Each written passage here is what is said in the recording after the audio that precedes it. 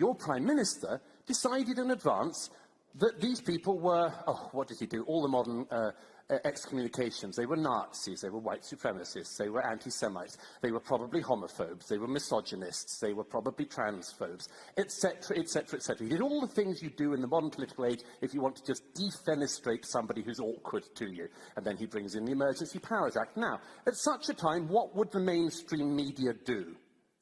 It would question it. It would question it. The Canadian mainstream media did not.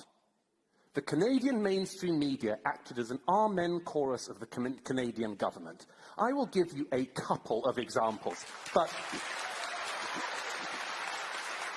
ladies and gentlemen, I could go on for hours with examples of this. You had a CBC host describing the Freedom Convoy as a, quote, feral mob. You had a Toronto Star columnist saying, quote, sorry for the language, it's a homegrown hate farm that was then jet-fueled by an American right-funded rat-fucking operation. Jesus, they can't even write at these papers anymore. CBC said that 2 Indigenous women who were so scared to go outside in Ottawa because of racist violence didn't bother to mention that Indigenous drummers had led the truckers in an O Canada rendition. The National Observer said that the many black and Indigenous Freedom Convoy supporters were in fact duped by the truckers. The Globe and Mail reporter said, my 13-year-old son told me to tell protesters I'm not a Jew out of fear of anti-Semitic violence without mentioning that one of the leaders of the convoy was himself Jewish. Now, why is this so rancid?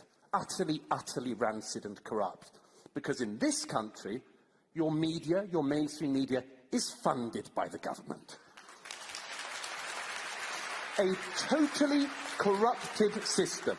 In 2018, election year, coincidence, the Canadian media has given $595 million over 5 years.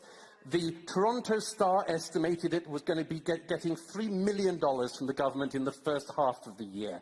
It went on and on. So you see, the government in Canada can tell people they can tell the banks to shut down people's bank accounts. Oh yeah, your government can do that, and if you're happy with that, just think about what would happen if the shoe was on the other foot.